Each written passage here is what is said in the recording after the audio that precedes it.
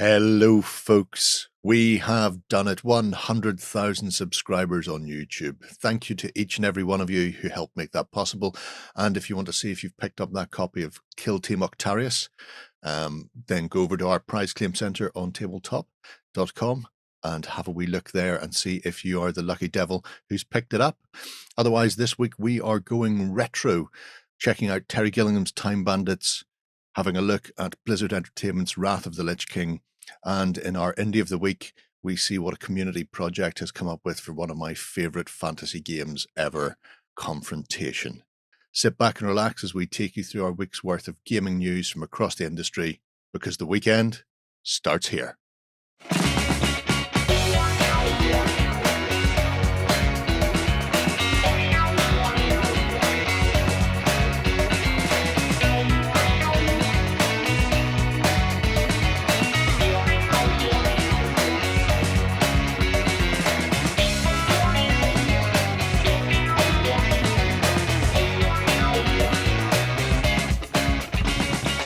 Hello, everybody, and we have done it! Woo! Pop cork, champagne, explosions, 100,000 subscribers on YouTube. Finally, it only took us 3,995 videos to get there.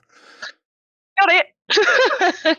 My God. If you think the channel has been running, I want to say around the 12-year mark. Well, which channel? Well, we did get one that was blown up, so it's probably closer to the 10 mark. You know, what a terrible shame. No channel for you, delete. Yeah, no. we got there, we did it. We have our 100,000 subs, which means one lucky winner will be picking up a copy of Kill Team Octarius. Yes. Dun, dun, dun, dun. So, if you haven't before, and you want to see whether or not you're the winner, come across to OnTableTop.com, go over to More, come down to Claim a Prize, and in there will be a list of all our prizes and previous prize winners. And if you are in there, then you have won, and congrats, you well done. And if you have won, you fill out the form at the top of that page. Get it. And for those who are joining us, and if you were one of the last few, welcome to the channel. If you are one of the last on the 100,000, you've just joined us later on. It is the Madhouse this week because we do not have the Johnson brothers, do we? No, we don't. No, I don't even have my backup Ben I can depend on for knowing what's happening. No, 50% of Stacey boys. Yep. Instead, Justin and Free are joining me as we attempt to wind our way through a week's worth of hobby goodness and news from across the tabletop industry. And as always, we kick things off with the most important part of the week. Now we've given away prize. And that will be our Indie of the Week. And this week's Indie of the Week is a bit of a different one. So, as a bit of background, many years ago, a French company called Rackham released the best fantasy miniatures of the time, and to a large extent still, for a game called Confrontation, which was a fantasy skirmish game on the world of Arclash, or Arclash. Unfortunately, they went the way of the dodo in about 2010, which means people couldn't get the stuff anymore. And this was a crying shame, especially because the community was so big that they kept playing. They've still had tournaments running in Europe. The game even got a 3.5 edition sort of errata from the community, and they've kept plugging away for the last 10 years. They keep playing. They love the game to bits, but it's difficult to introduce new people to it because whenever you bought any of the miniatures, it came with a little mini rulebook and the cards required for that character or unit in there so you could play. So, a couple of the guys put together a website and also some apps. And these are under the auspices of Confrontation Club. So that is our indie this week. Ooh.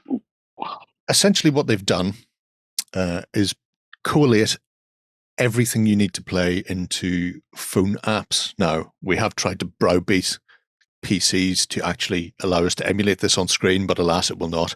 However, it's available on both the Apple App Store and the Google Play for Android users. So it doesn't matter what your device is, you can lay your hands on it. It's all the rules, all the stats, and also an army builder. So it's a one-stop shop, so to speak, although it is completely free. It has been a labor of love for the guys to allow them to put together something that will hopefully actually start to grow the community for a game that's been dead for over a decade, which is a feat in and of itself. If you are aware of Confrontation, this is probably one for you. If I could make it work for me, I would definitely do it. They have asked for people to support them via donations. You can, but like I say, it's a free app, so it's not a requisite. However, if we have a little scroll across the game itself, let me skip past that. So while we can't show you the app, we can show you quite a lot of what's in the app via the medium of this. So this shows you what they've put in here, which is not an unsubstantial bit of work. As they put together the way they light, the paths of destiny, and the meanders of darkness. So there were three essentially factions: a light, a neutral, and a good. And then there were also some mercenaries. So Cadwallon, which was a spun-off RPG with a range of mercenaries. And then the elementals could sort of pop in anywhere. And they've built up the entire back catalogue. So if you want to start playing with things like the Celt Drunes, you can do that. Now, I have the old books and most of the old miniatures. And it's really nice to see somebody approaching this game that they've obviously loved and kept playing with for years. But not just doing the sort of the bare minimum, because you could have just Excel spreadsheeted this in double quick fashion, or just stick it up as a PDF and away you go, but making it not only interactive, but also, I have to say, beautifully designed is a really great way to go. I also like the fact that they've gone in and went, here's how you play this particular faction, and here are the pros and cons behind it. So, the Drunes, evil, are a well-rounded faction. They have an aggressive play style with some lasting power. I love reliable troops, balanced magicians. No musicians. They do actually have some musicians. They've got some tambourine tamping druids, actually. Limited range of models, which limits options, though, and they lack extreme strength or resilience to overcome specific opponents. And here you have essentially the army list. But within any of these, you can have a look. So there's Drac. I'm fairly certain Drac shouldn't be in a Drune. Just saying. But anyway, he is the living legend, not at all slain in any way, shape, or form. But you get the stats, any relevant equipment, and you get to see the card sort of front and back, which they used to have. Obviously, on the app, you can get into that a bit easier. But even if you full army builder on the app, but you can see they've done a host of work. It makes me kind of disappointed that I don't own all of the models. I think what's really great about this as well is, especially considering it's an app and it's always going to be with you where you go, considering that the game is gone to rest, it's nice to go to one place to get all of the information you need on one game. Because otherwise you're going to be outsourcing different places in the internet, try and make up your mind. At least you can go into one place, figure out what faction you like, why you like them without having to hunt through lore and research, and start looking at your characters that way. And I think it's a really nice way. And you don't even have games that are released now that has something as intricate as this. Well, that's very true. One of the nice things with this is, because it has all of the imagery of the characters you're playing, fine, you might not be able to get your hands on the model range all that easily, but because you can see them all, you can find like a count size miniature. It looks quite familiar to say this guy. So you're looking for like an Eastern-styled ogre Oni type thing. You can go out and kind of hunt that down, especially with some of the 3D, printing stuff that's out there. Definitely. That's very true. We've seen quite a lot in various 3D printings as the HUZZAH over the past sort of weeks and months that would fit various styles in here beautifully. And that's one of the things, because even though there is the Goblins of No Car is a relatively standard goblin outfit, and they have that weird, quirky 90s feel to most of the goblins. There's like a subset that are very Eastern themed. So, you don't can need to find them. find samurai and ninja goblins, although if you can, definitely do that. Yeah. Especially the ninjas. They were filth. Just saying. But even beyond that, if you have a look at the factions themselves, I do that. Will this bring it up better? Here we go. This may give people a better idea of what's sort of involved here. The artwork's gorgeous as well. Oh God, yes. Artwork's beautiful. Oh, the artwork's amazing. I have, apart from the RPG and the rule book, I also have a couple of the catalogs they produced, which were just miniature catalogs, but because they were sprinkled with artwork and full painted miniatures throughout. But you can see the forces that are available and the things that you can do with Confrontation. So you've the Lions of Alahan, which are a human faction, the Celts of the Sassar clan, also barbarian-esque good guy Celts, humans. Alkaline Griffins, bit more like sort of the Empire, lots of witch hunters and cannons and guns, more so than the Lions, who are a bit more sort of stabby, less about killing people up with guns. Then you've elves, so the Sinwall elves were a nice set of good guys who had some weird and wacky things, like the Equanimous warriors, who were almost ethereal. As they sort of floated in and out and came towards you, you couldn't stop them until they were right up in your face, cutting it off with a massive sword. Trying to see this company did one of my absolute favorite ranges of all time. Unfortunately, I came to gaming too late to actually be able to collect much or many of them. Really? Their wolf faction. Right. Some of the best anthropomorphized wolves I've ever seen. Yeah. Werewolves, like. Some of the Wolfen of Yulia, I think it is, if memory serves. Oh, they're quite jackal-like, aren't they? Some of them are, some of them aren't. So, in fact, I wonder if I could do this. Ooh, Jerry's trying to do a clever. I am trying to do a clever because there is a delightful gentleman who many moons ago put together an index of all of the miniatures. So if I bring this in here. Nice. And this is just a case of here's everything they ever released, including some of the limited stuff. So what am I looking for? Wolfen of Yila. So I'm guessing down the bottom because it's alphabetical, yeah. And split. Oh, that's great. Can you see the they're really different, aren't they? Oh, yes. Some of the sculpts, the poses. They're very unique. Absolutely gorgeous. And I wish I could have laid my hands on a lot more of them.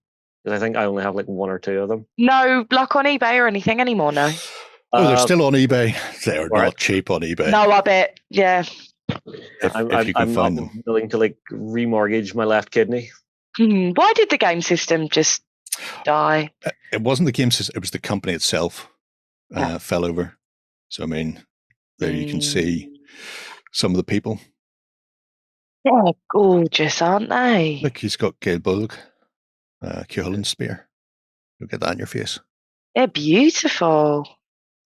And it was the intricate nature of the sculpts as well. Some were very static, the earlier ones certainly. But then you've got things like this where he's balancing on the Nodachi, sort of waiting, stalking. That's the Prowler, which makes sense. I think that's the thing with werewolves at the moment. You tend to, when you put werewolves and stuff, you tend to get the generic same kind of werewolf look. And the poses, really, these are very different. Even with Games Workshop wolves equivalent, they're still very similar to other wolves. But these are... I feel like they have a full culture behind them rather than just, I am random Bob on the street. I got bit and all my clothes got tore. Yes, they've got the right uniform they're wearing. They have story and lore behind them that built as a race, as opposed to, I just bit someone and now I'm a werewolf. Yeah. And it was interesting because then the evil version, the Devourers, were much more heavily armored. The Wolfen were glass hammers, shock troops, whereas the evil ones we want to stick around for a bit longer. And armor's a thing, folks. You can wear armor. But that being said, it's fantastic to see anybody like you said, a company doing this, you would go, that's extremely well done. Yep. The fact that this is, I think this was 2 people. Amazing.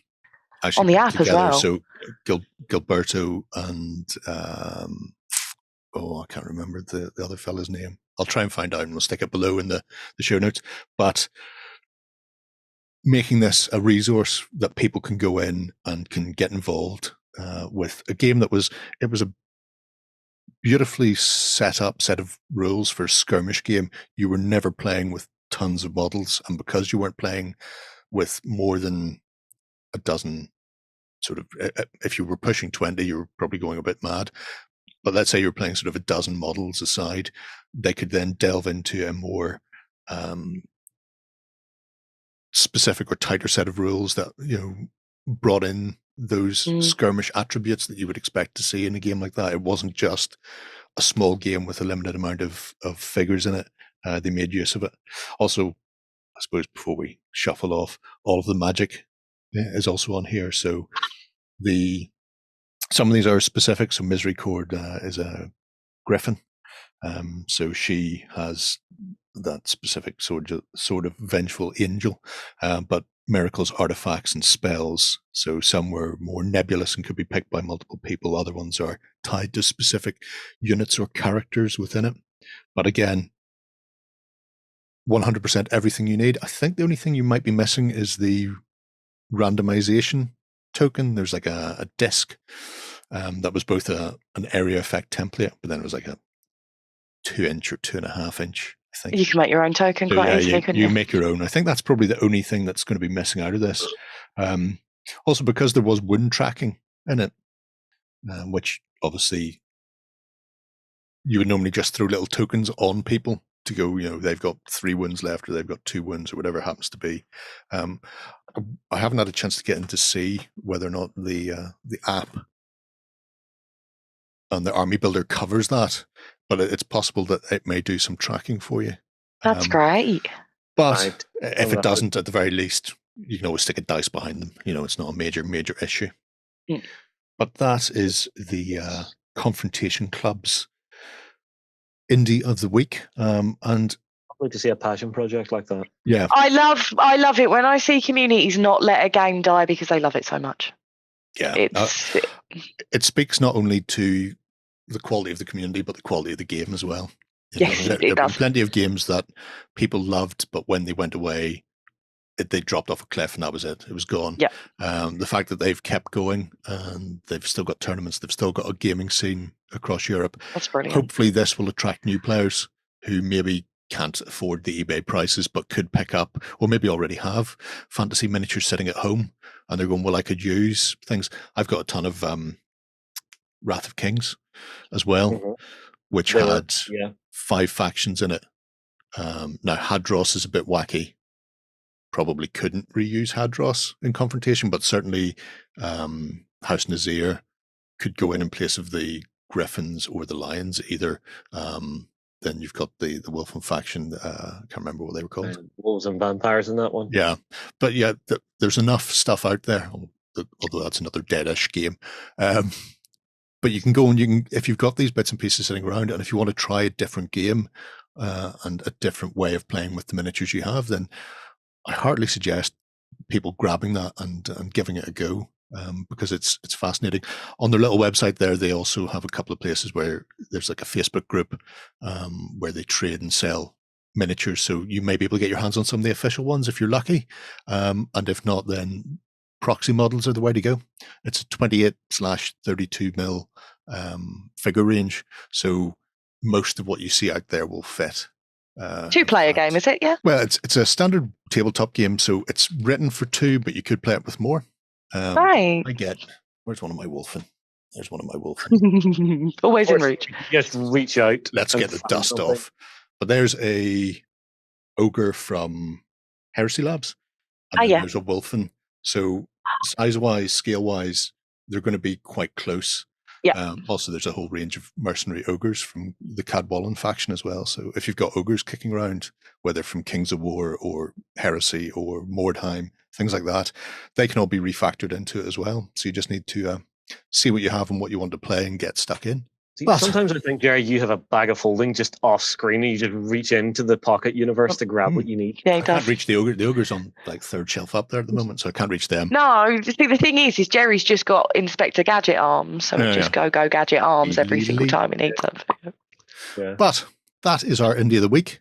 Definitely go and check them out, folks. Mhm. Let us know what you think. And if you've got a batch of Confrontation miniatures sitting unloved, this is a great way to use them. And if you don't think you're going to use them, email me. Or me. I'll have them. I volunteer as tribute. I will take them off your hands. But anyway, we're going to take a quick swish. And when we come back, it's time for the news. Coming to you from the center of Northwestern Europe.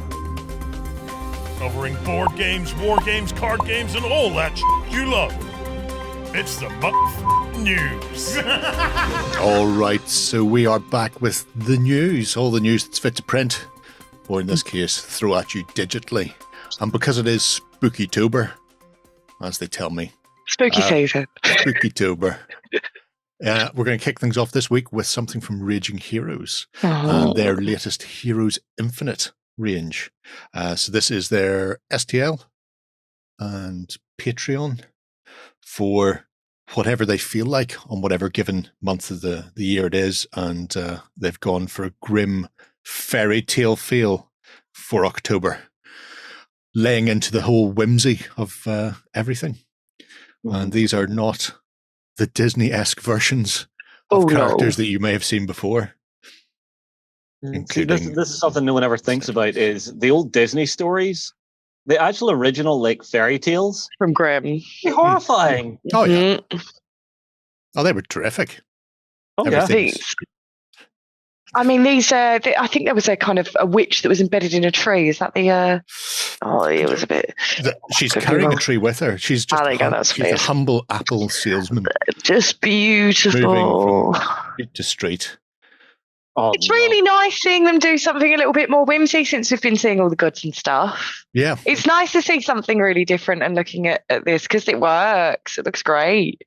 2 versions of Snow White. There are 2 versions of Snow White and 2 versions of Alice, or in this case, Bad Alice. Oh, she's not happy. So the alternate Yes, Bad Bunny. sculpts, if you will, are only available for Heroes Infinite backers. So if you're a Patreon backer, you'll get everything except those. You can transfer across. There's no price difference. It's just you'll be moving from Patreon to their own platform. Although, you know, if you're going to get some extra miniatures out of it, probably a good way to go. Enough That of one. The giant spider. The giant spider witch with all the mushrooms. That cold All of my note. All of my note. Mushroom. and the Tooth Fairies. It's very, They're just cute. That terrain's gorgeous as well, isn't it? I love their terrain. I really liked their the Greek terrain with you. The centerpieces they do are spectacular in and of themselves. If I stop that there. is that, I mean, that's Baba Yaga's hut. Yeah, it's It's a walking with the chicken. little Yep. toofy. Mhm. Yep.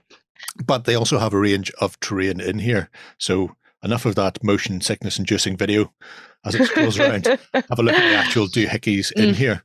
So as you can see, we have things like the Old Witch and the Old Witch in a not Old Witch form.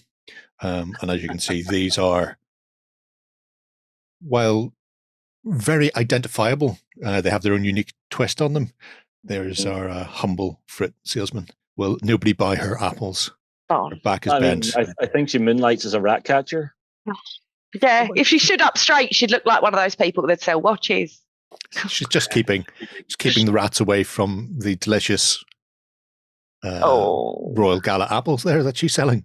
She moves from place to place. I would love to see somebody paint all of the miniatures in that marbly effect that they do, that kind of porcelain. We've talked about think this that's before. So a few people have tried it, but they haven't managed to get it yet.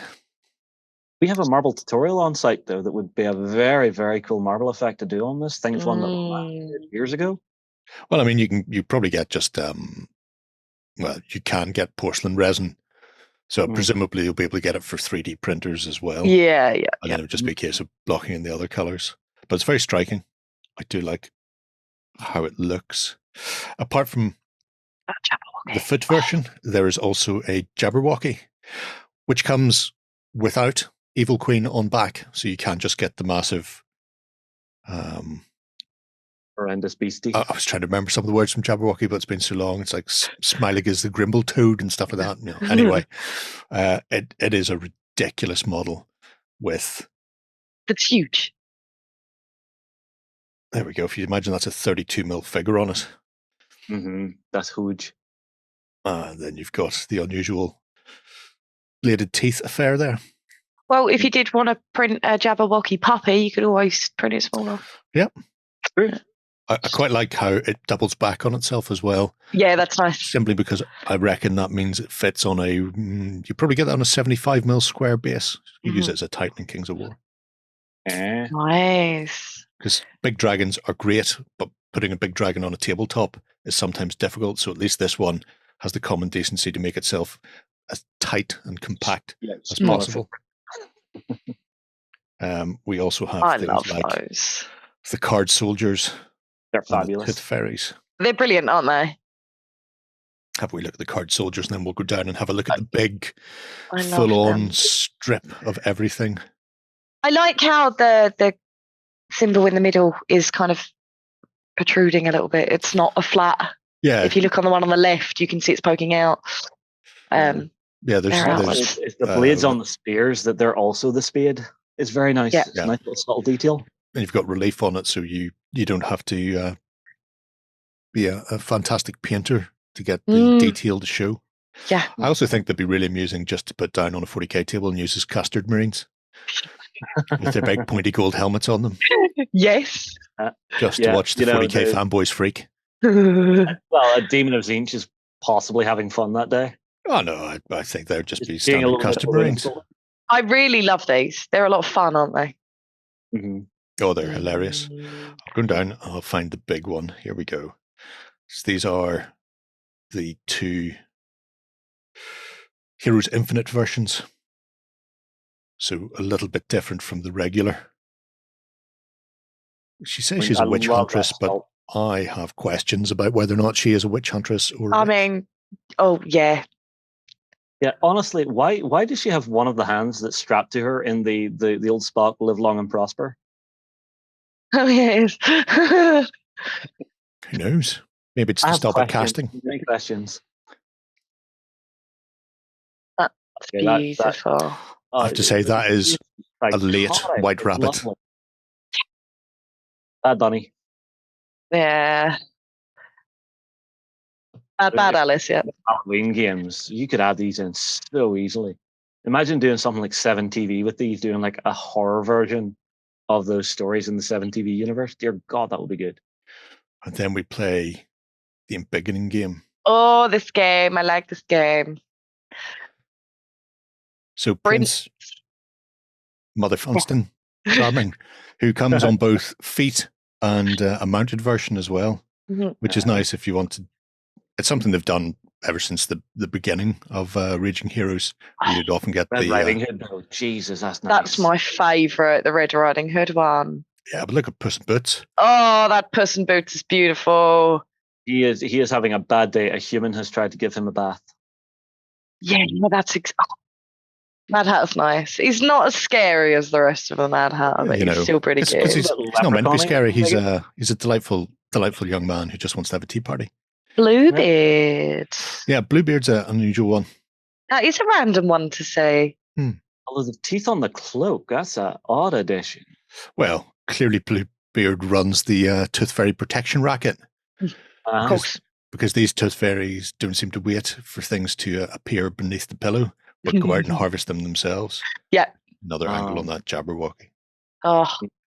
So good. And that's the unmounted version. Yeah. Yeah. We have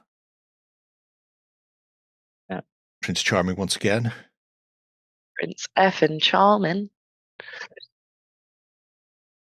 That's a gorgeous steed as well. It is lovely. The mane on it, that wolf, is beautiful.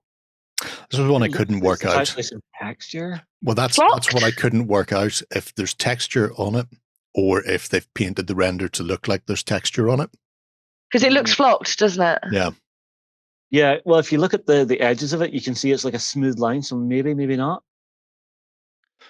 It's Just print it on an FDM. You'll get texture all you want then. These are cute. Yeah, but that spider is just, my arachnophobia is just going, nope, all of my nope, goodbye. It's Not a spider, it's just a delightful witch beautiful. woman. Don't worry about it. Buy an apple. Come over here and buy my apples. This is just Okay. the fantasy version of the Wild West tree. Yep, so been here. Oh, yeah. Even if it's 90% spider, it's still 90% of my no. Yes. That's cute. I really love these. Again, if you don't want... 100% They're little my no. goblins or little witches? They look very goblin-like, but It depends. It's up to you. yeah, I guess What do you want so. them to be? Look how happy this little chappie on the front is. Oh, I know. Which one? That one? The one leaping No, off stabbing below him. somebody? Below him. Yeah, he's having a good day. Yeah. He's just out chilling with maybe a bottle of Buckfast. I have to say, all of them seem to be enjoying themselves. Yep, they do. It's They a really, wizard really wheeze. do. Some kind of horrendous fantasy jungle gym. Oh, I love these. But then we obviously have the Sure. troops. So we've seen the cards, but there's also tooth fairies and even a set of fungi I love Uh, those. God. just there for Warren, presumably. Yeah. I imagine they add those in on a regular basis. That centerpiece, though, that's a gorgeous thing. It's stunning. It's nice that they used the feet, Mhm. Baba Yaga's feet. Really super cool. I imagine you could carve this up into various bits as well. So if you didn't want or have the capacity to print the whole thing in one kit and caboodle, I mean, just printing off the main structure would be in a really nice witch's house. Excellent Yeah, for just don't Moonstone. print the feet.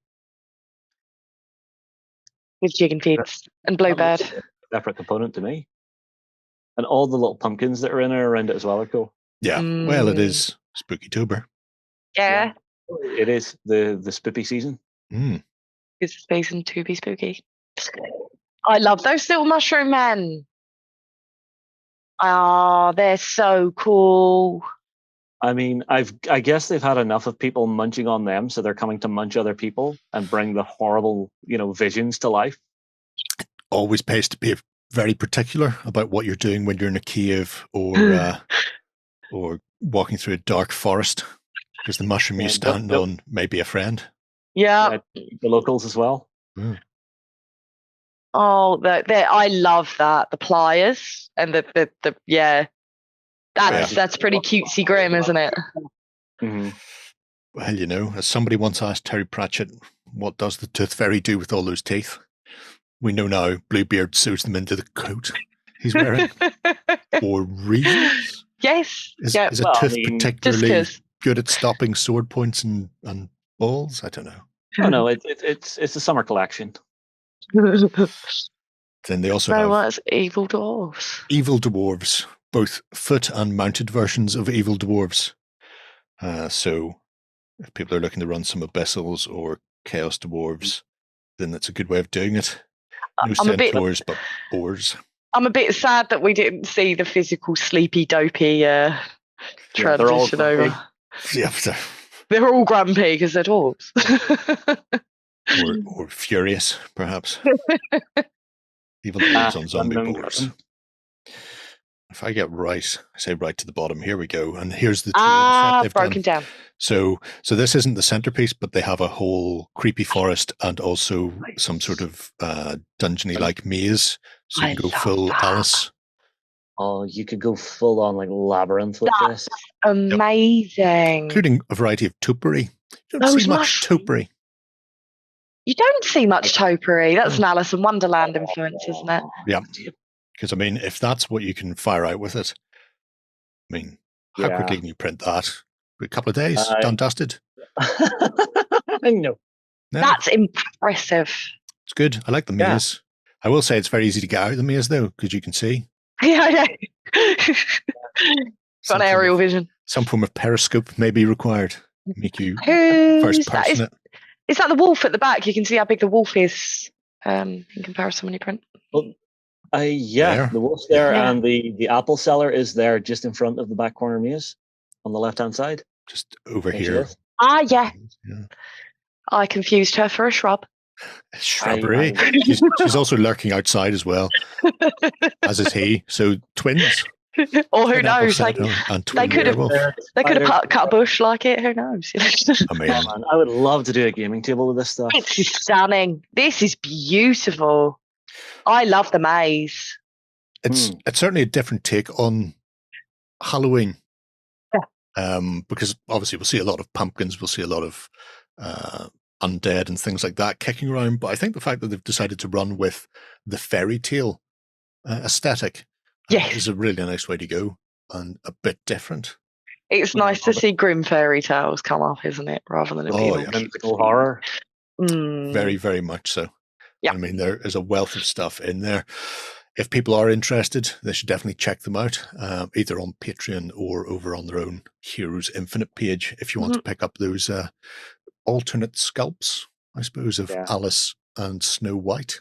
Next up, some more undead.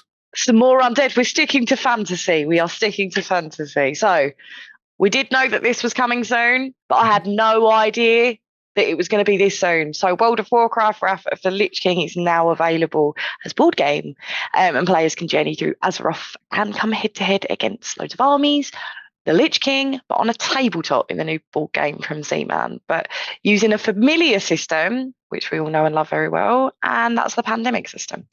So players head into World of Warcraft, and it's the official release. So this has been a collaboration with Blizzard.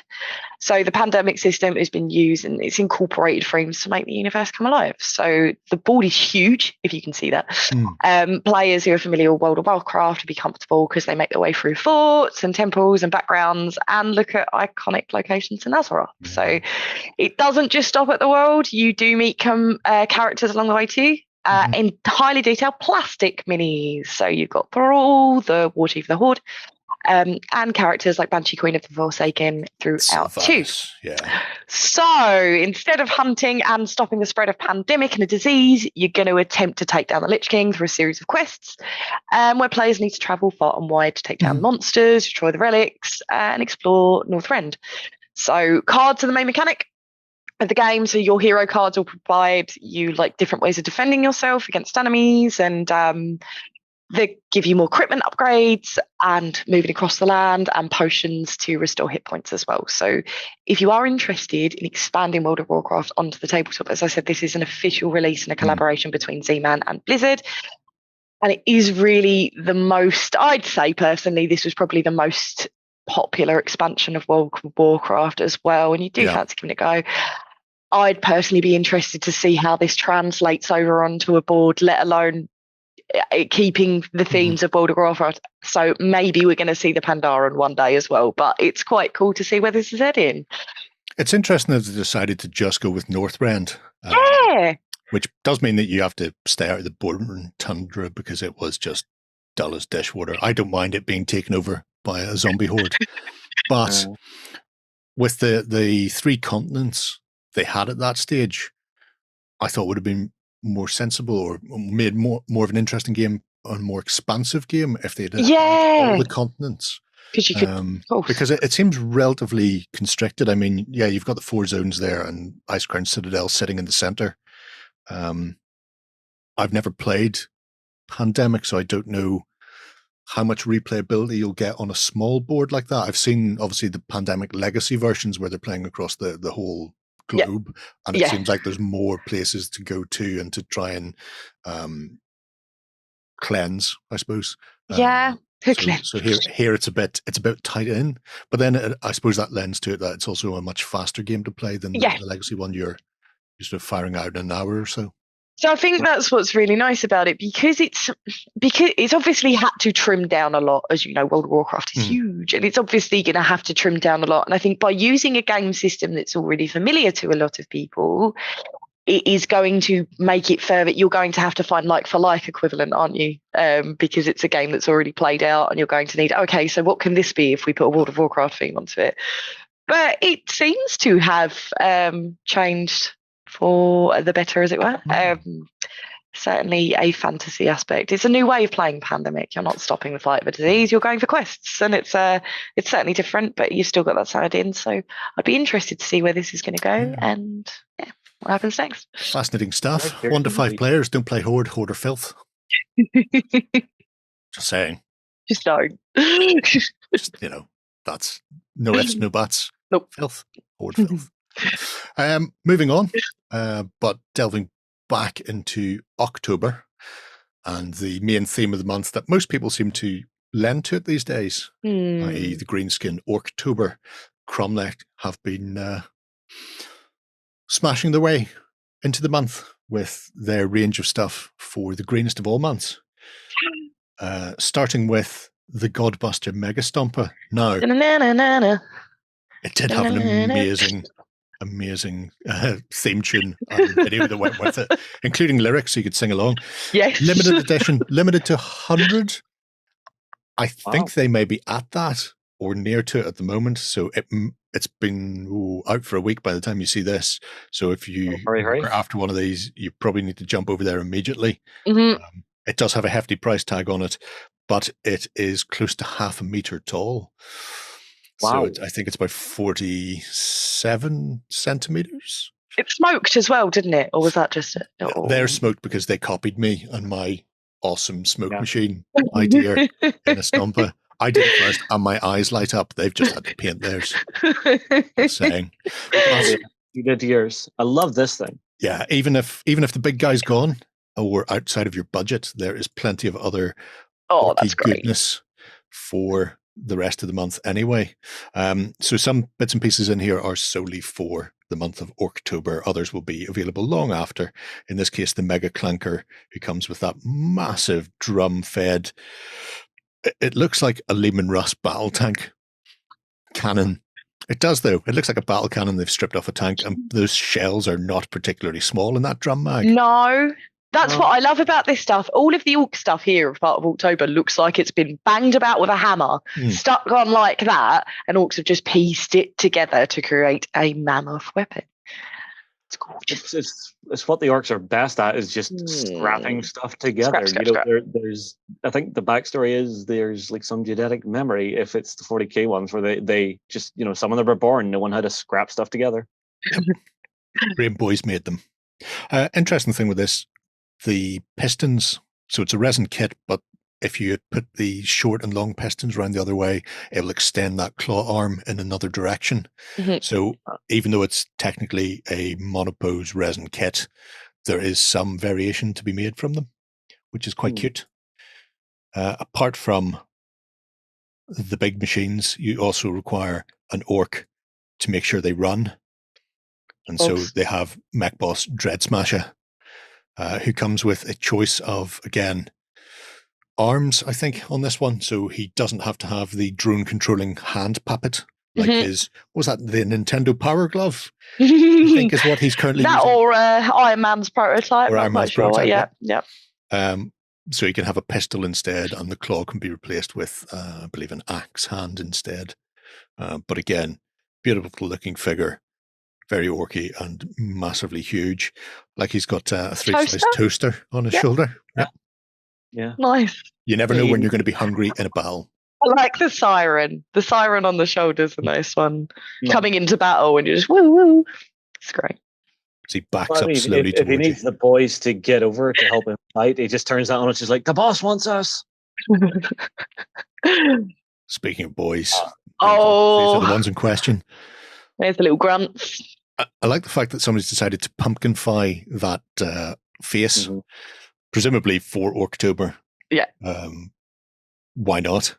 But my favourite of all is the pogoing guy on the jackhammer. Yeah. I'm not entirely certain he can see what he's doing or where he's firing, but never let that stand in the way of having a good time. Pogoing around on a jackhammer. You do you, as they say. The guy on the right-hand side there, he looks like he's having a good day. He doesn't look like he belongs with these guys. He looks very happy. It's just like... I have the right spanner. I'm not getting eaten today. He just looks like employee of the month over there, bless him. I imagine it's because he's either just found the spanner for the bolt in his hand, or he's just found the bolt for the spanner that he's been wandering around with. Either way, everything's coming up Millhouse. They are not the only goblins. There's also a pair, so one with a boss pole and another drone controller. Lovely. Because he also has a couple of drones on hand to supplement their power on the tabletop, I suppose. Mm-hmm. Drones. The happiest of all drones. Mhm. It's a pumpkin that's also waving. Hello. Oh, In Or case you asking need for it. a high five. Yep. You know, it wants to give someone a high five in the face and then In go the boom. face. Yeah, but that is a good way of doing it. So the scrap drone and a cannon. I love the way they've done the cannon. Hoover at the back to just vacuum up the goblins and shock them out there. I was going to say the hand there is brilliant. Mm. I mean, if you want to do that boss is like a weird boy. Hmm? Oh yeah. If you wanted to do the boss as a weird boy along with this, I think Yeah. there is a weird boy that has a cannon like this. Well, there's Orc Shock Attack Gun, but that's a mech boy piece of kit. Okay. You literally funnel in the grots in one end. They get fired through a warp projection and appear inside the armor of your opponent. Nice. And Yeah, you know how to so annoy in Primaris good- Marines. Fill their power armor with grots who have just gone mad from being fired through the warp. None of them are coming out of that Probably alive. very hungry and just going, oh, there's a heart here. Ooh, Oh. second. Yep. Sort of rounding off the vehicles, there's the Blitzbike Squadron. They can be bought separately as well, and they come with hand weapons. So you can either have both hands on the handlebars, or you can give them a melee weapon that they can use to lash out as they go past. Two of them have got grot friends accompanying them, acting as side gunners, and the other one has just decided to fill his pillion passenger seat with all the ammo and bombs. Yes. That, I imagine, will go very, very well. But I mean, I'm sure there's a little pin he can pull to just detach it and let it roll into the enemy as he peels off. Yeah. almost undoubtedly so. But It's Orc Tech. It has to work. They believe it'll work. And they're Mhm. red, so they're pretty fast. And even nicer, more scrap. so I some. love that. It says orc scrap barricades, but I can't imagine any orc wanting to hide behind a barricade. So, No.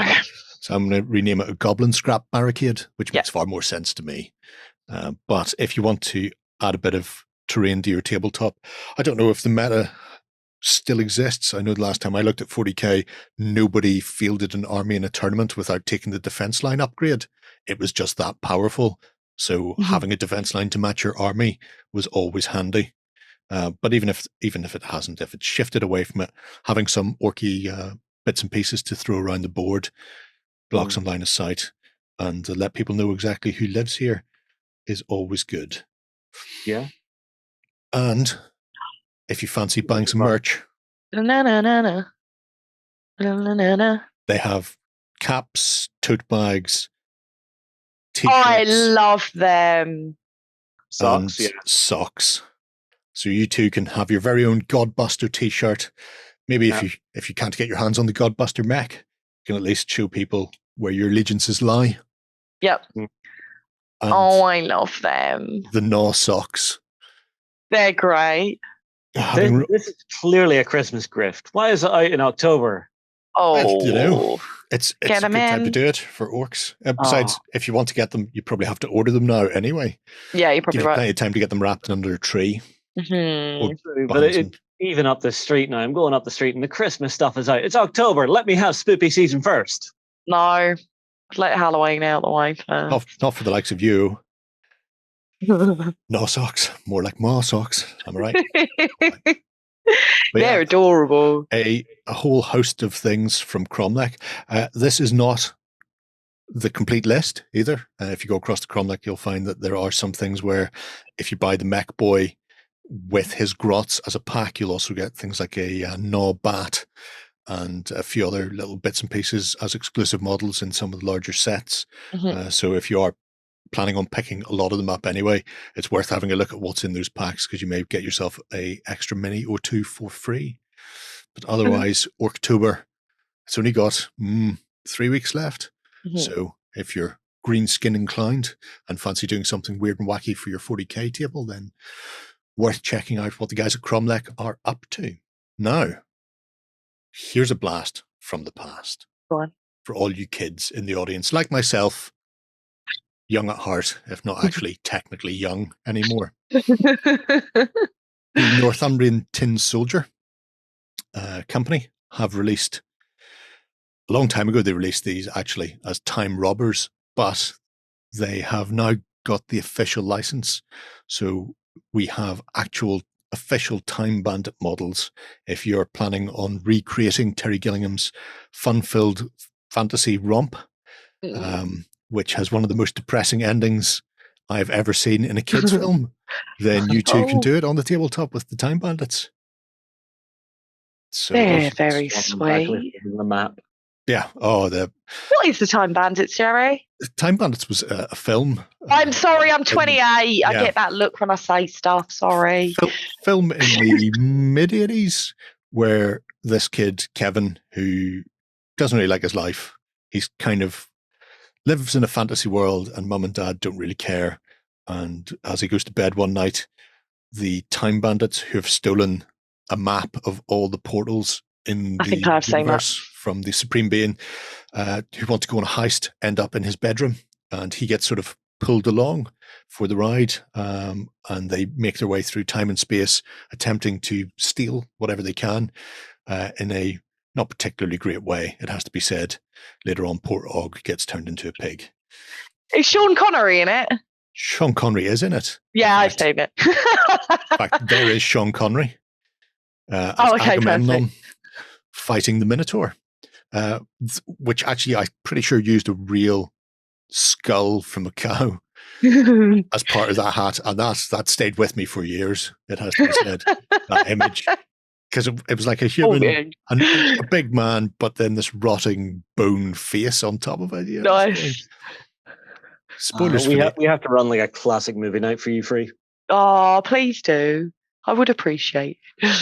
We also have accompanying them John Cleese as Robin Hood, because they meet a variety of heroes as they go through time and space.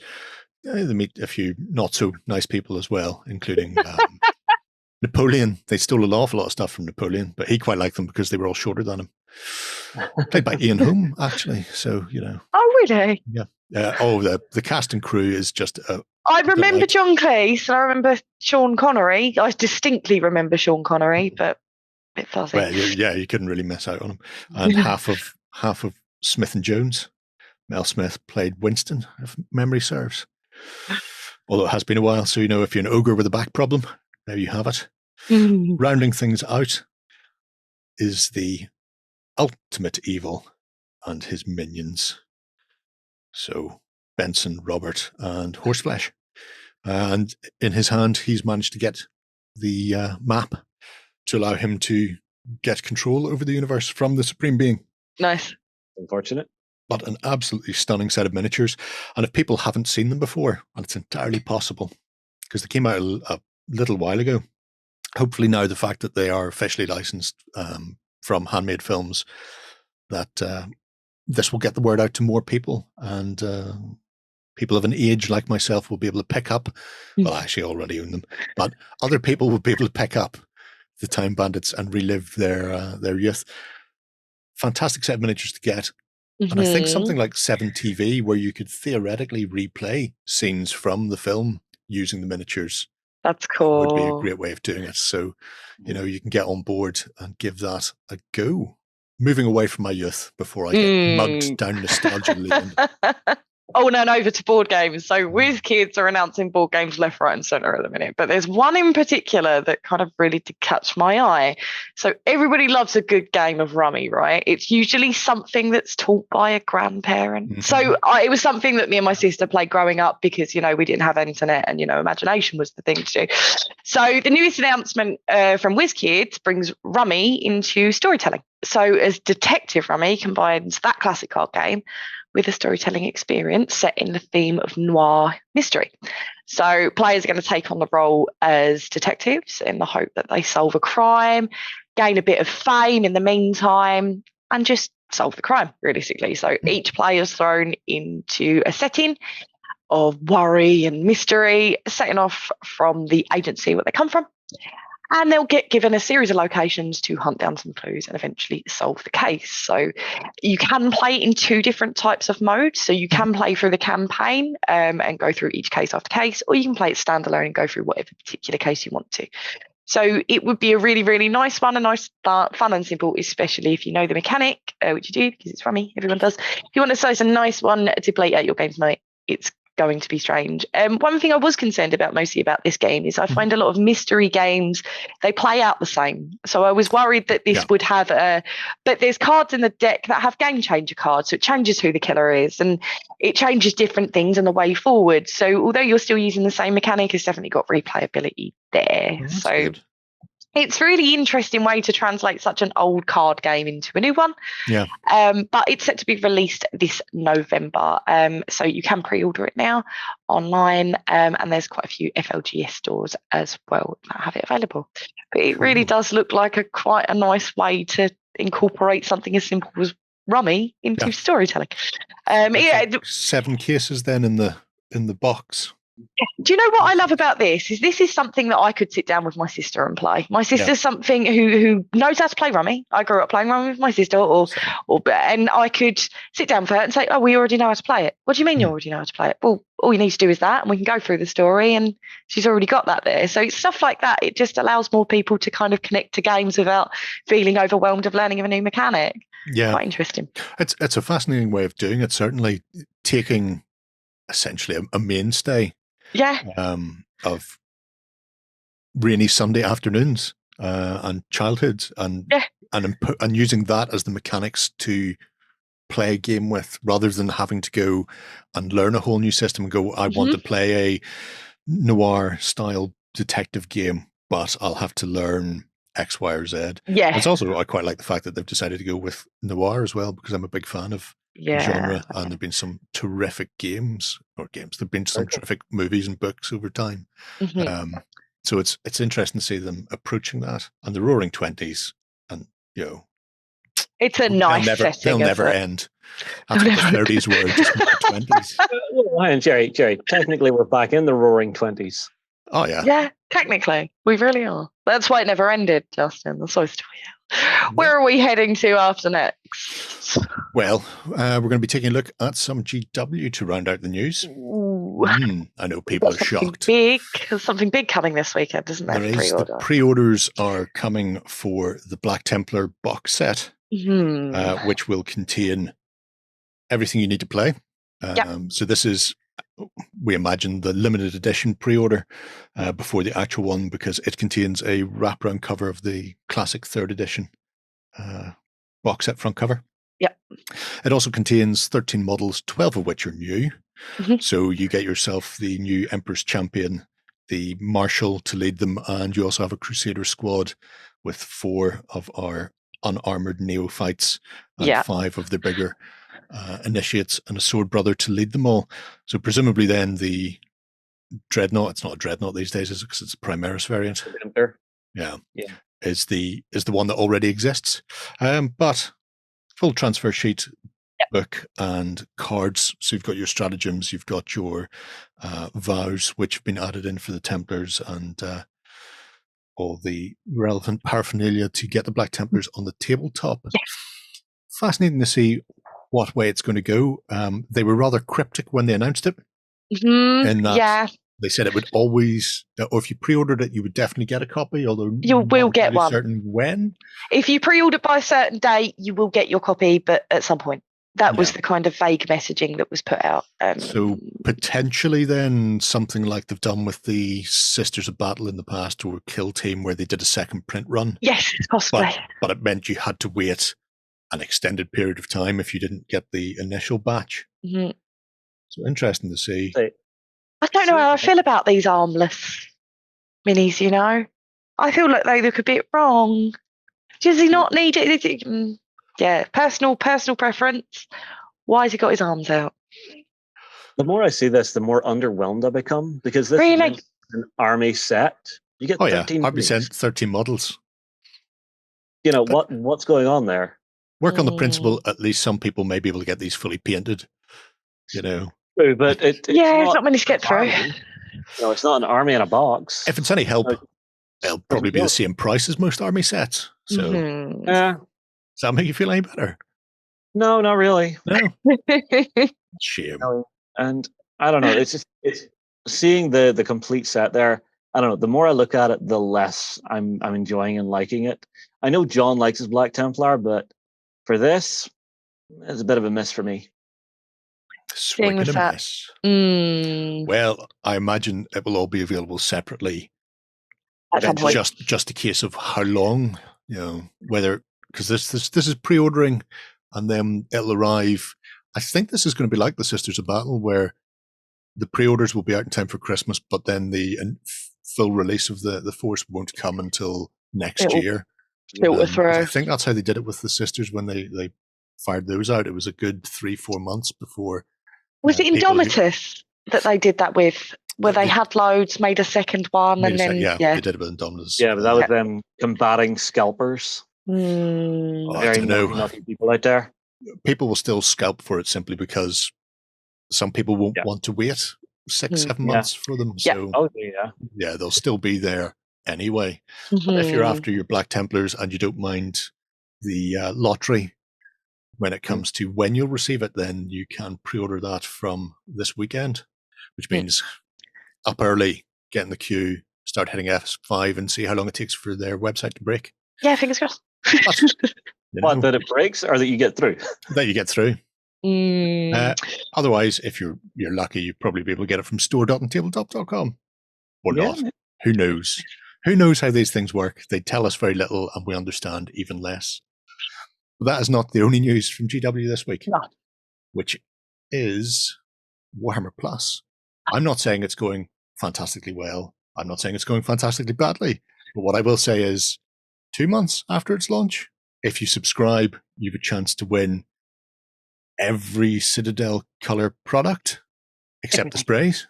Apart from the spray, mate. So they're looking for subs, and they're looking for subs quickly. Because you need to be subscribed by the end of the month to be in with a chance to be in this raffle. Yeah.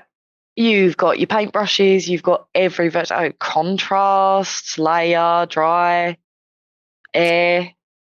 We even have the it's the new style handles, the new handles paint as handle. well, and the unusual gorilla grip looking thing, and the painting stick for when people can't get a stick and blue tack. Why not pick up the Citadel color painting stick? Yeah, I mean, I kind of have to say I don't think there's enough in Warhammer Plus to make it really worthwhile diving in on it yet. That's why I haven't signed up. There's not enough content there for me to sit and justify, having that outlay every month. I mean, we've got this coming this week, so this is what's just gone on there. So new animation, more gone into the vault, battle report for the Stormcast Eternals. It's. I mean, Stormcast are relatively new, so I presume they're giving out. What's that? Masterclass? Is that painting tutorial? I presume. How to do gems. How to paint gems. Always handy, especially for Eldar and Elf players. It'd be interesting. It's like we said at the time, though. If you're already playing 40k or Age of Sigmar, and you're already paying for the Army Builder app, this is essentially the same price. Yeah. So it's whether or not they can encourage other people to join in for the sake of the additional bits and pieces. It's just, it needs more content. Once it's been out for a year, I'll maybe look back at it and see what's there. Well, anyway, you've got until the end of the month to subscribe if you do want to be into the win to get everything from the Citadel colour range. So it's only until the 31st of October. Everything's happening in spooky season, isn't it? So apparently so. And there's 5 winners for that as well. Winners, so, that I can't imagine there's more than half a dozen or so people in it anyway. So chances are everybody who subscribed will get one. Fingers crossed. But that rounds us up for the news. We're going to take a quick swish, and when we come back, we'll be looking at some 3D printing.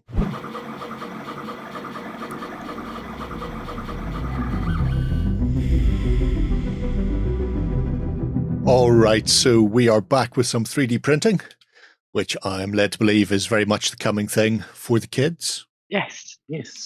And we are taking a look at Dragon Trapper's Lodge on myminifactory.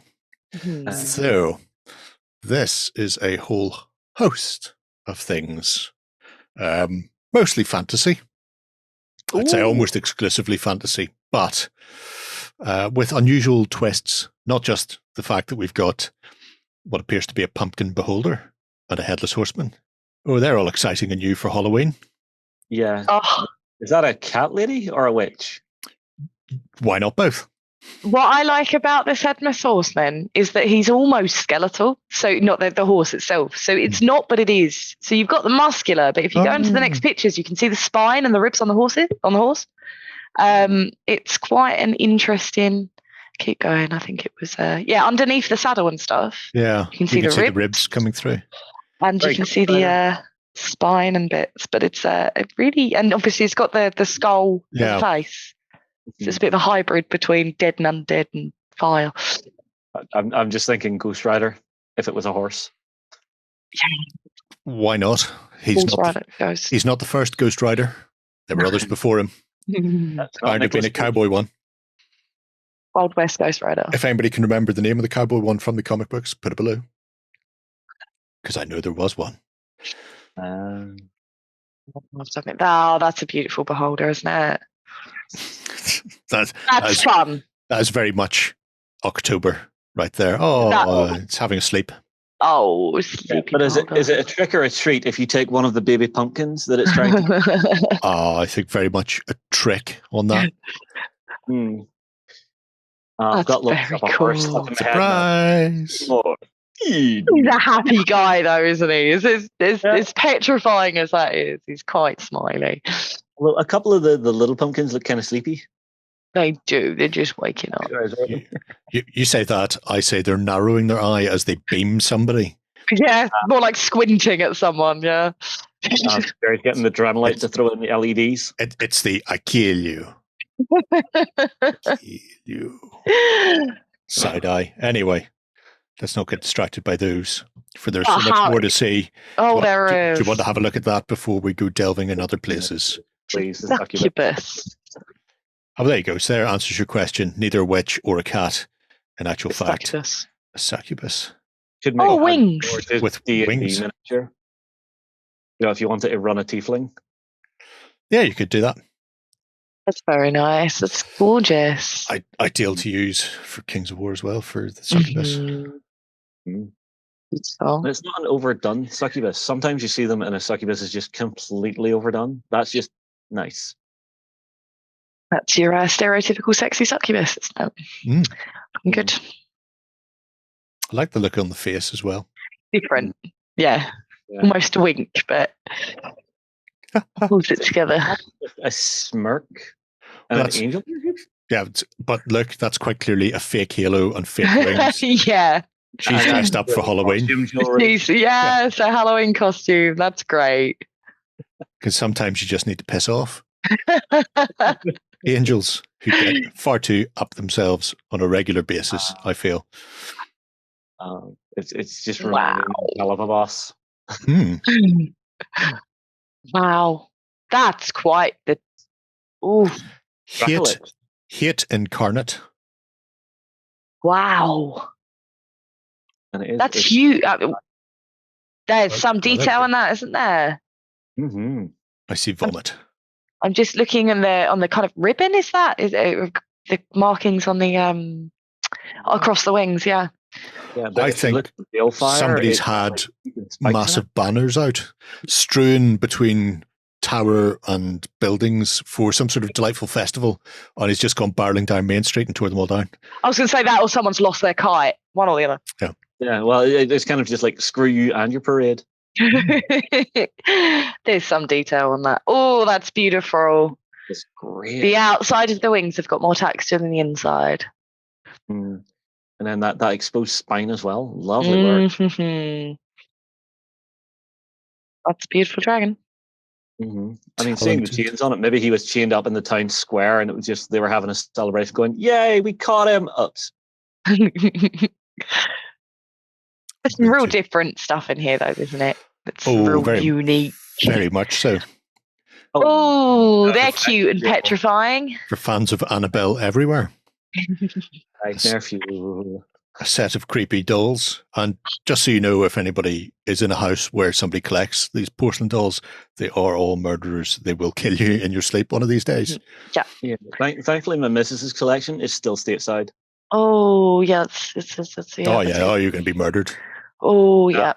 Oh, look at the little crack in her head as well. That's a really nice, subtle. Oh, that's brilliant. It's where somebody tried to fend her off. Elbows there, like a really old school doll. That's nice. Yeah. The individual cracks and the joinings, like you said. There's a big piece of the porcelain missing, as if she's hit herself with a hammer. I don't think she's hit herself with a hammer, but I do think somebody has hit her with that hammer. And again, failed to finish the job. Very much failed to finish the job, yeah. Always. Taking any horror movie. Well, or just in life in general. If there are porcelain dolls like that on a shelf in your house and you haven't just taken a hammer to them repeatedly, then you've only yourself to blame when they murder you in your sleep. Which, once again, will definitely happen. You invited it into your house. It was, yeah. Yep. Wow. We have a it buffalo. Yeah. See, you can use that for alternative things. You don't need to put something on them. No, you just have a set of cattle in your games on the Darkest Continent.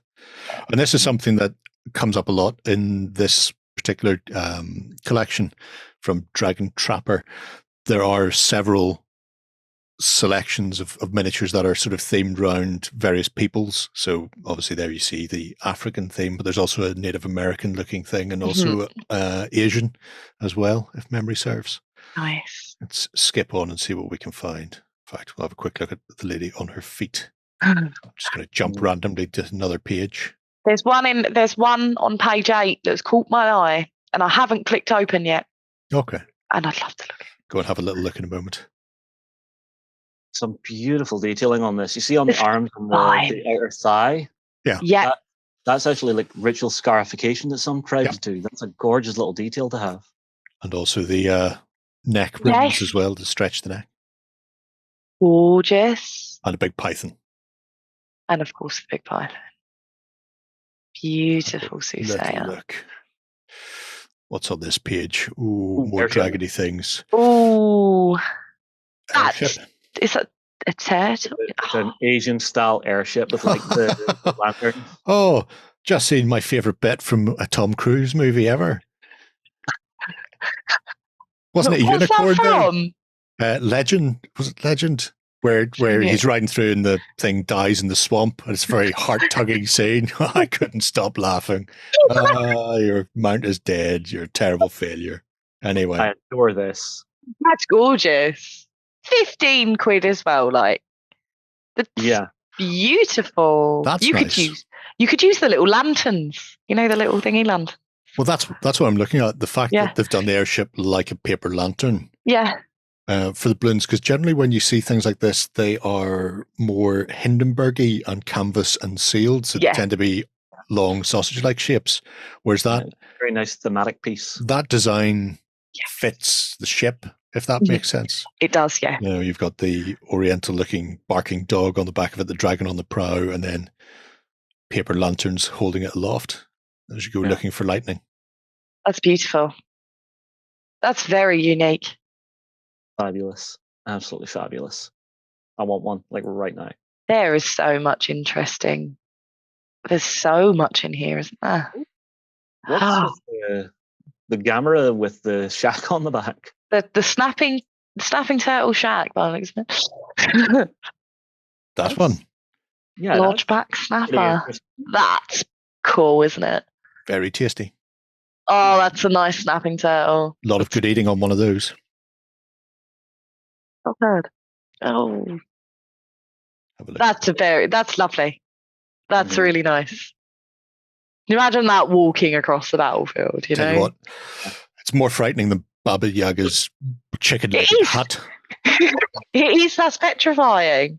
It's a little more bitey. A little more snappy, yeah. Mm-hmm. A little bit. Oh, that's very cute. This is the other thing that tends to crop up. Little 3-man groups of things, cutesy things, shall we say? Yeah. These are not alone in here. I do like the fact they've got the anglerfish bulb to attract insects close to them. It's an unusual looking thing, isn't it? That's very cool. I would drop this straight into the drowned earth. It's like a little wildling. It's brilliant. It looks so sweet. And I love the little lily pad it's standing on. Yeah, that's nice. I hadn't even noticed the lily pad. I just seen the texture on the ground and went, texture on the ground. It's a lily pad or a pie. Depends what way you want to put it. Just standing on my dinner. I mean, I guess in some fantasy worlds there are pests, and some of them are maybe small lizard creatures that just love standing on warm pie because they have cold. I will say it's more likely to be standing on a pie. Because if you've never seen the woman attempt to stand on a giant lily pad, then you should stop the video. You're already on YouTube. Just go and Google that bit. Woman standing on lily pad. They are essentially a leaf sitting on the water. There's no structural integrity there. She went straight through. I wet myself. It's great. Yeah, they're bizarre. Oh, You say page 8. There is a particular one in the top left corner of page 8 that has certainly blown my mind. more weirdness. A little kitsune. Have a wee jump to there. Oh, they're great. Flying Glork, frog, yes. Glork the flying frog. I love that. Mm-hmm. I have to say, these smaller things potentially would work for some Burrows and Badgers-esque game because they don't look like they're scaled for 28mm. They look like they're scaled for real life. Mhm. You know, where that is a piece of bamboo, Yes. that is a flying frog sort of sized creature with Little- with a glork on the back of it. It's like Yeah. Little Right. axolotl hybrid. borrower wars, whatever they are. Carrying a little obsidian blade. That's so cool, isn't it? I'm digging it. I'm loving the skin texture that he's worked in there too. Oh, Look, it's those horrible naked cats that freak everybody out. Look at all their wrinkly bits. little Eh, Siamese cats. He wants one of those, and I'm just like, wrinkly no, bits. no. They are very wrinkly. You're cute and you're pet, but I don't want to touch you. They're very cool. They'd be great familiars.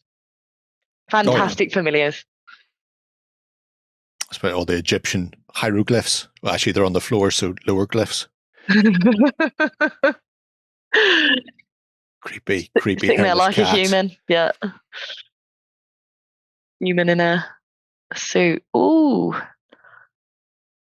Almost up. There's page 8. That's job. These are just things you wouldn't think of. There you go. Top left on page 8. There you go. Wow. Wow. What kind of draconic council? Oh, he's very grumpy, isn't he?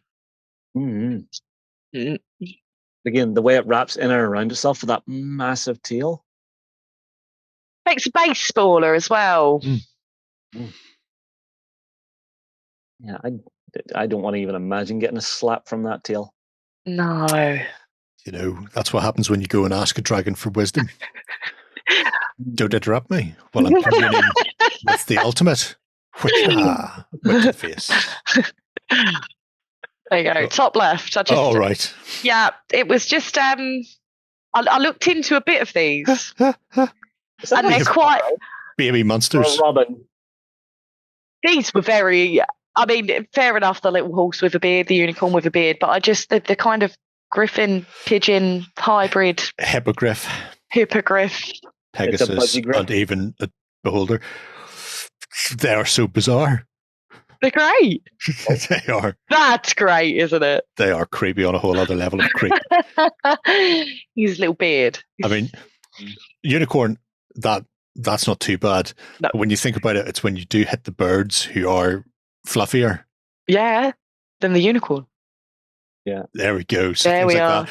And you've seen a hippogriff when it's fully grown up, but seeing it with its little cheeky feathers on it. Yeah, it looks like a budgie. It's like budgie pigeon, isn't it? It's Well, yeah, you could paint it like a budgie if you want. Or a chicken chick. Just I like the two parallel feet are different. I like how you've got two at the front from the bird and two at the back from the unicorn. Pegasus. Yeah, That's pretty cool. Yeah, they're very strange in a good way, they are bizarre. in a fab Where's our way. dragon? There's our dragon. Aww. He's Hey, sweet.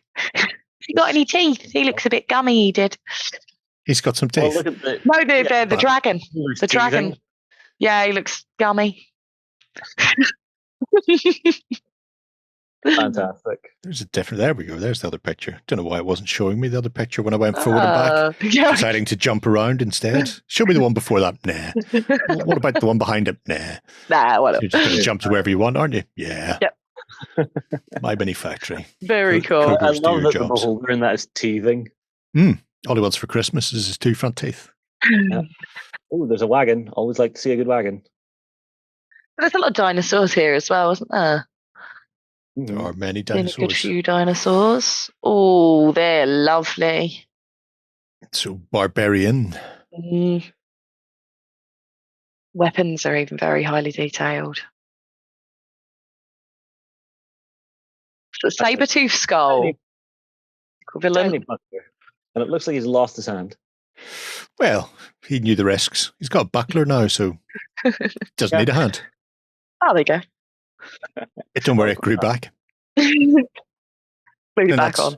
that's the options then. So you've got axe, hand and a half, or possibly even a 2-handed. Mhm. Spear, massive maul, and some other more. Oh, is that? think No, it's the same spear spear again. from the top. I love the maul. It's like a meat Gorgeous. tenderizer. Yeah, it is. It is like a meat tenderizer. That's Oh, who's the little Gecko warrior dude in the top left? he looks like he's got a cap on. That's a little adventurer, no? Lizard hero folk. Yep. Oh, Big in Oh. that, the little, elbow guards that are shells. that's great. And a leaf tied to his head, Yes. Reminds me of making his way in the world for the first time to become a fully grown chameleon. it looks like Flick from Bugs Life going out into the world with his little backpack. Oh, man. Some That's- very cool designs here. What I find with these is these make you ask questions. There's questions about these miniatures. Why does he have that on his head? Why has he got? What's he been through? Where's he gone? Where's he going to go? And each of all these miniatures are so individually unique that they are very easy to make a story around. If you did want to embed them part of an RPG. Here we have some of the Arabian range with a Oh, desert something. I mean the detail on that with the wrinkles and the. It's quite scary. Baggy arm skin. Bingo wings. Oh, Bingo yeah. wings on a desert lizard. What can I say? When he waves at people. But look very nice, like you said the other week, Jerry, about the fell beast being pale, a pale Yeah. kind of that. It'd look Oh, very yeah. nice in that way as well, with the white eyes or the pink skin, Very impractical wings. Well, Maybe fanning himself. it could just be that they've atrophied. It lives in the desert. It doesn't fly anywhere. No. And Yeah, much like snakes. yeah, Just snakes more rarely chompy. fly. Occasionally, you will find flying snakes. They're not fun. I love These are that cool. scimitar. That one. Yeah, that's really nice. I imagine he's going up and for the head on that thing, and I don't think you're going to connect or Reach. survive. Just one poor strike throw, you're done. Yeah, this is a bad plan. Yeah, well, He knows it's a bad plan. people have had plans Very. before. Some of them are good, some of them are bad. Very cool. Did you say that he had a Patreon as well?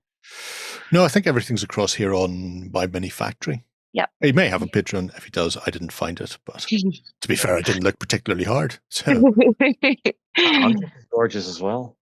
the who? What? Huntress. Huntress. Oh, too Oh. late. I've moved away from there. Has he got his mouth sewed shut? That beholder. Possibly. Find out in a moment. Oh, That's just a ball of snake. the big ball of snake. No, Yeah, no. worse. He's got a mouthful of all the teeth. Oh, Yeah, needle teeth. He's an Oh. underwater one with look at his little seaweedy skin. Like, hair. yes. Aqua beholder. So once again, like an anglerfish with all the spiky teeth. That's nice. It'd be nice to do all of the gills. little bits on the outside, the little eyes out there as the anglerfish glowy thing. Glowy lure. Very cool. Glowy lure, yeah. I do like the fact he's included the gills. How else Yeah, will your that's nice. beholder survive in the depths? It's coming nice that at not you. all the eyes are pointed forward. There's 2 looking behind him just in case there's a rogue sneaking up on him. Mm. Clearly been here before. Ooh, I like that. That's Blade odd. Mystic Deer. Oh, It's a hell of a tail. It's like a kangaroo's tail on a deer. that is quite the tail on a deer. That's thicker than its thigh. Mm-hmm. That's stunning. That's stunning. Oh, I can just imagine building some beautiful forest with these creatures. Mm-hmm. A magical forest. Oh, wow. You two can Oh, use it as a fox riding pack one. animal. Let's see where that lives. No, you're not going to show me that. No, that's the only picture we've got of it. Again, Kind of reminds me of Master Splinter. he was a rat though, I know. not a 9-tailed cat person fox thing. I know. Yeah. It's what those are. Very, very cool. There's your. I always think the celestial dragons are harder to do than the European ones. They're harder to pull off with the face because they have such a distinctly, They do. unusually dog-like face. Mm-hmm. But it's also working in that sense of motion, and I think this one nails it. Yeah, that's a classic celestial dragon, isn't it? Mm-hmm. And And he's holding some form of celestial ball in his hand. Well, it's clearly a Dragon Ball, isn't it? Is that not the whole point of Dragon Ball? It does look a bit like an acorn. Who knows what dragons hide in their hoard? Mm-hmm. That looks like it's different. It does. Although it could just be the way I'm looking at it, but that No, looks it is. Yeah, his arms are at the front. Yeah. Wacky That's fun. beautiful. Yeah, a whole host of unusual fantasy pieces from Dragon Trapper's Lodge. From the very whimsical to the sort of standard D&D fare to your gods and even some Halloween. A lot of Halloween in between as well.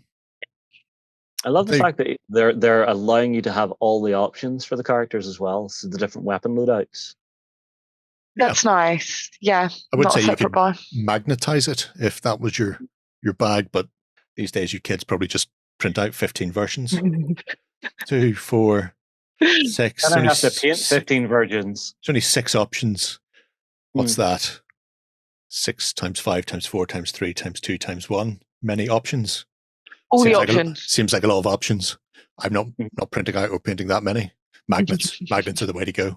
But definitely worth strolling over to my mini factory and taking a look at the Dragon Trapper's Lodge to see what's in there. There's a whole ton of stuff that obviously we didn't touch on. There's pages we skipped past, but let us know what you find below, and then Justin will print it out and we'll go, ooh. I'm doing what now? See? But to round things out for this week's show, we're going to take a look at 3 fantastic Kickstarters that have caught my eye. Did you win one of our prizes? Find out on our prize claim center over at OnTableTop.com. Here we list all our previous prizes and those who have won. If you see your username, fill out the form to claim your prize. All prizes must be claimed within 30 days. So first up, we're going to stick with some fantasy, actually. And we're going to be taking a look at Midlam Miniatures and their Dwarf. So not the first ones that Midlam have done. And a long, long time ago, I think we looked at their website as an Indie of the Week.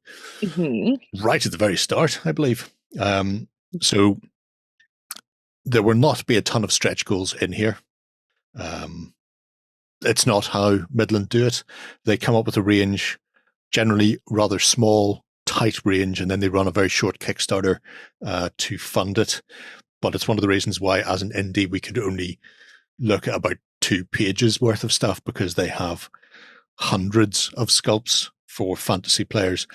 If you are somebody who plays D&D with miniatures, and you've not looked at Midland, you're doing it wrong. I'm just going to say that now.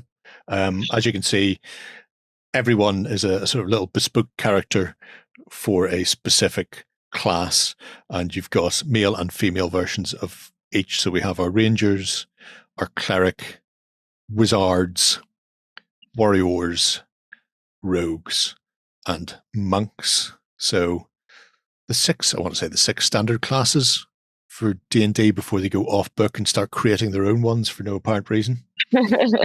Have vampire paladins and weird stuff. Yep. As they said in their FAQ there, can you include a dwarven juggler? It's like, yep, they'll take suggestions. Won't find it in this. Because the idea is to get in, get it funded, and get out as quickly as possible. Yeah. As you can see, they've 34 created. Not their first rodeo. This is not their first rodeo.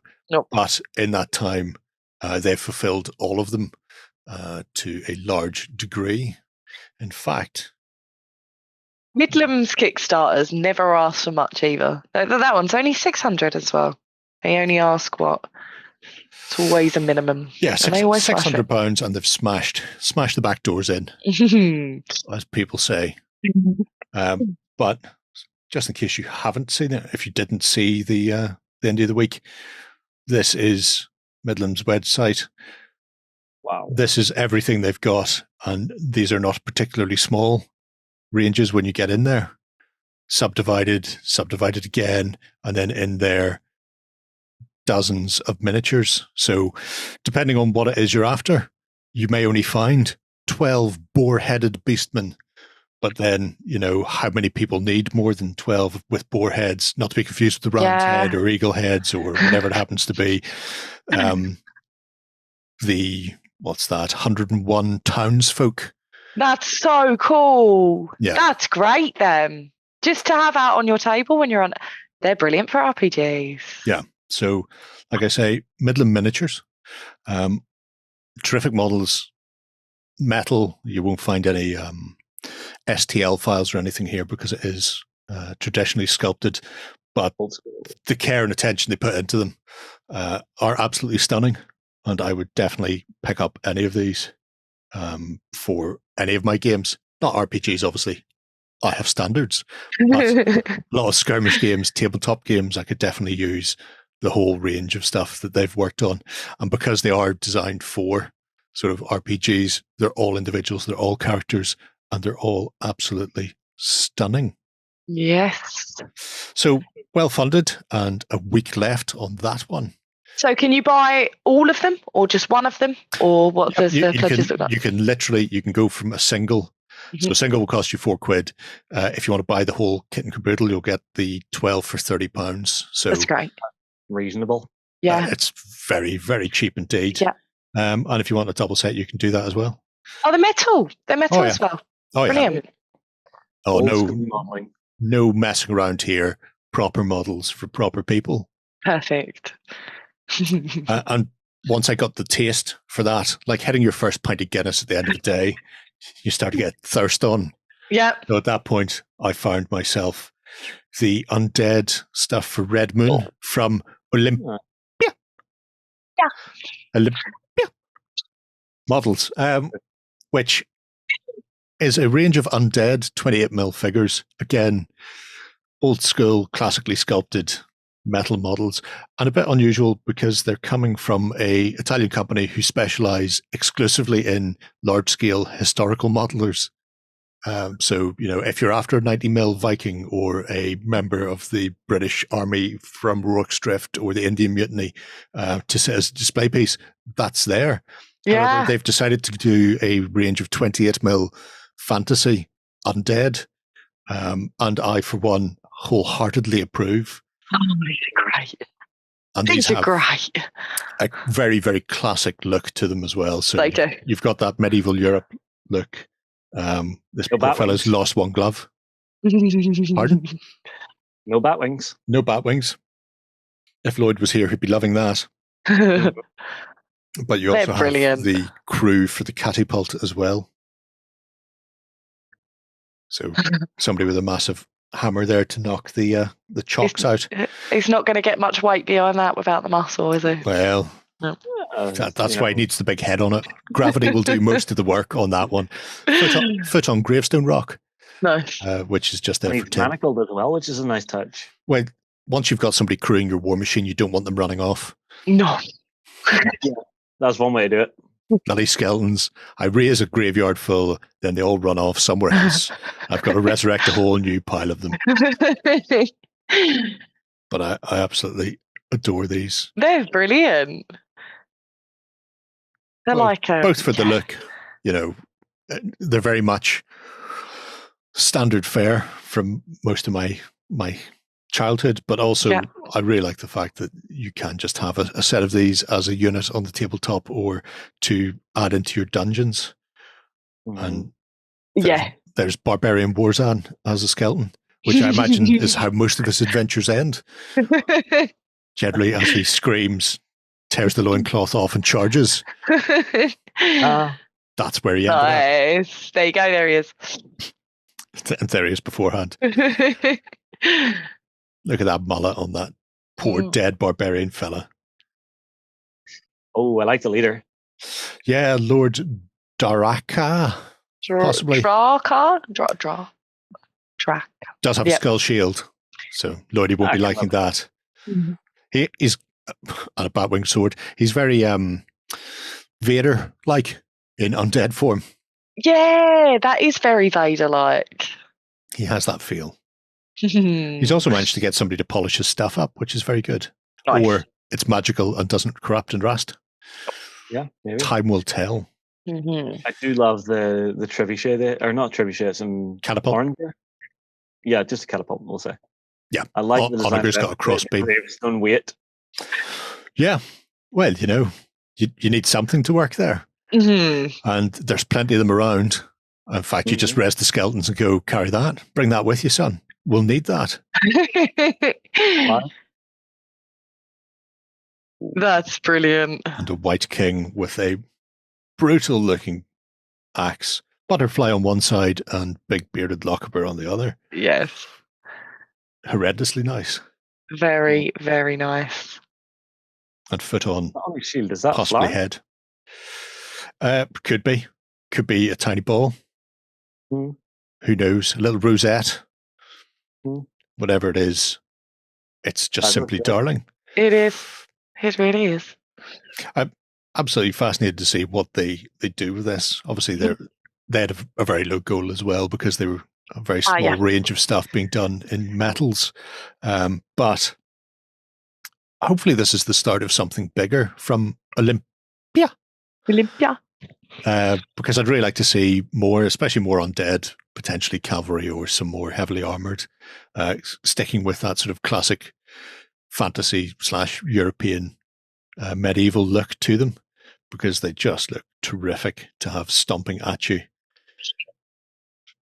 And he would make a great Victor Kruger for the Cursed Company. So even if you're not using him to actually man your catapult, he's still a really nice leader figure. Yes. To be getting on in there. That's character. And that catapult is gorgeous. Yeah.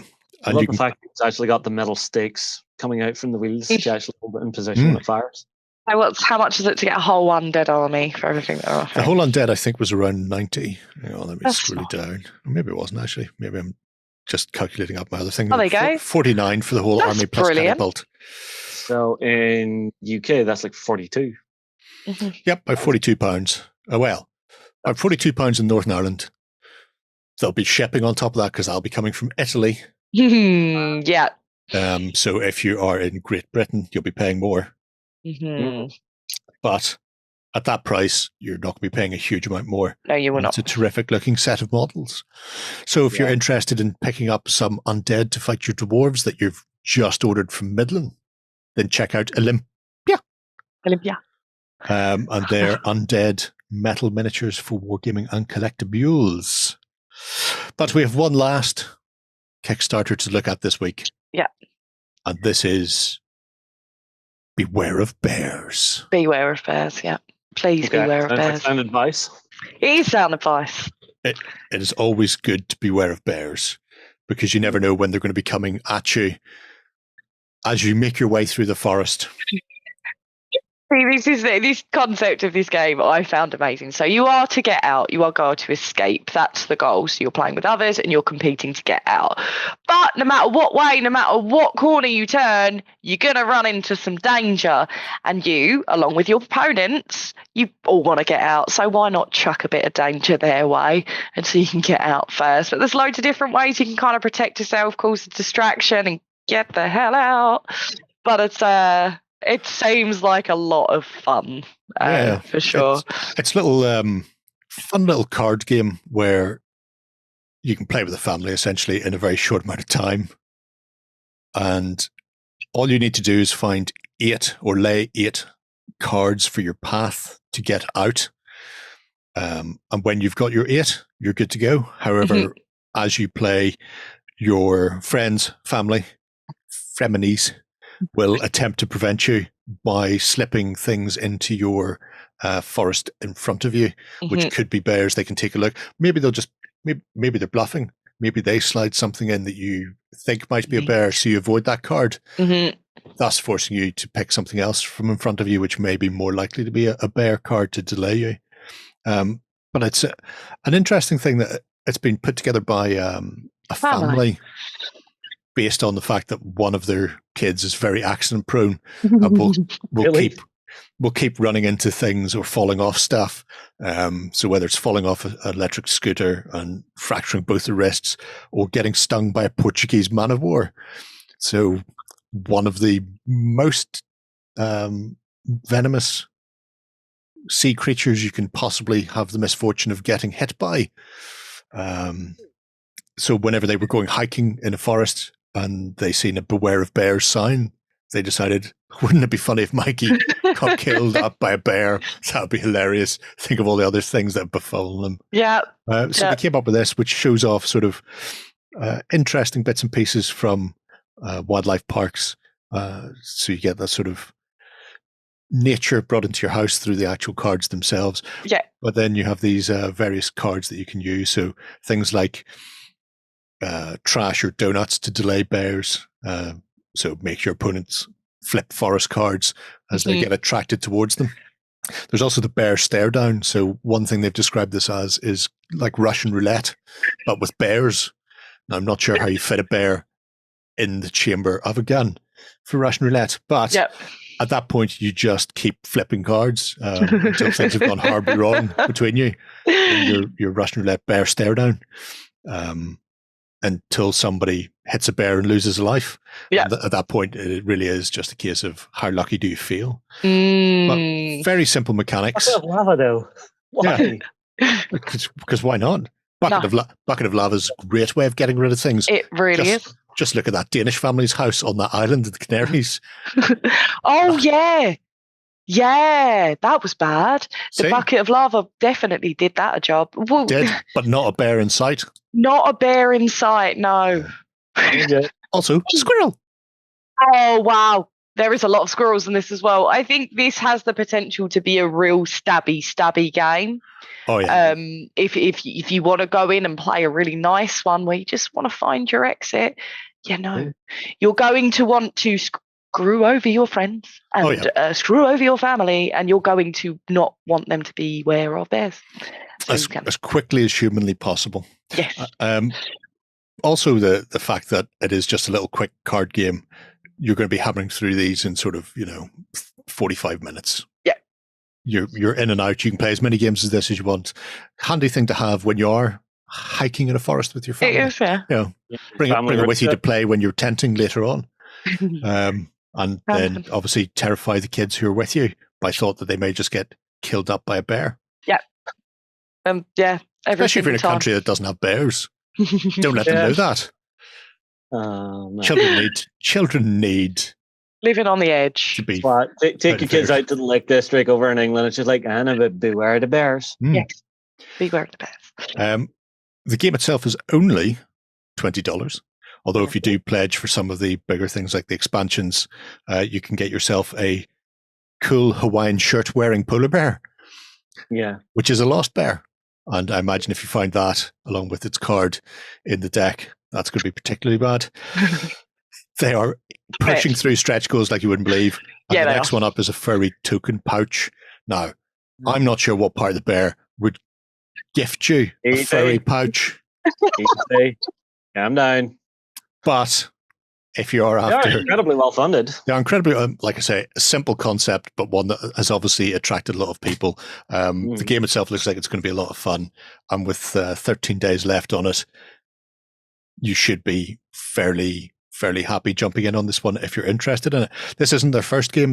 They actually went on the American version of Dragon's Den, the Shark Tank, to pitch the first one. So they've already got form as a family for putting together and also then delivering a game. So everybody's involved there. And as you can see, the cards themselves look terrific. I think I'm correct in saying everything is done by somebody in the family, up to and including the kids have helped play test and write the That's rules. brilliant.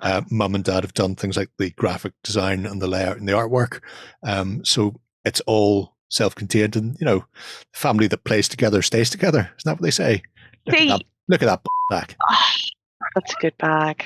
There is what I love. Okay, these are the Kickstarters we've chosen. This one, especially for me, because I'm board and card gamer. Yeah. These are the kind of games that should be on Kickstarter. Yes. These are we don't need another Marvel game on Kickstarter from a big brand. These are the games that we need to find and discover and love because they need the funding. Yeah.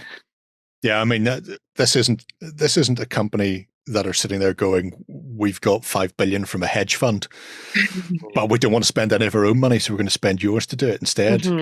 So there's literally the family plus dogs who have put this game together, and like all three you've said this week, they're very small Kickstarters, and I spent quite a lot of time digging through Kickstarter to try and find smaller, even though that one's blown up massively. It did start out when I found it last week as a little teeny tiny Kickstarter. So hopefully people will see something that they want this week. If you're a sci-fi player, knuckle down, get some Dwarves and Undead and join the fantasy revolution. Go and download Confrontation. You can play both of those factions there. Enjoy yourself. Stop being around base misery. Play fantasy. Play fantasy. You know you want to. But that's us done for another week. It is. If you haven't gone across to OnTableTop, you should sign up for our 30-day free backstage. And you can join us on the XLBS on Sunday, where we'll be talking about our own hobby. While you're over there, check out the prize center and see whether or not you were the lucky devil to pick up Kill Team Octarius for our 100,000 subs. And we'll see you next Friday as we start to push towards 250,000? Is that our next button? Is that the milestone? I think so. We haven't even got the first button yet. I'd make one out of 3D print as a button. We can't wait for. It's in the post. Calm down. It's in the post. Yeah, you say that. YouTube, they're terrible slackers. But until next week, folks. Bye-bye. Go ahead and check out our other content on screen now. And while you're at it, why not hit subscribe and remember to ding our dong. Go on, you know you want to click it. Go on.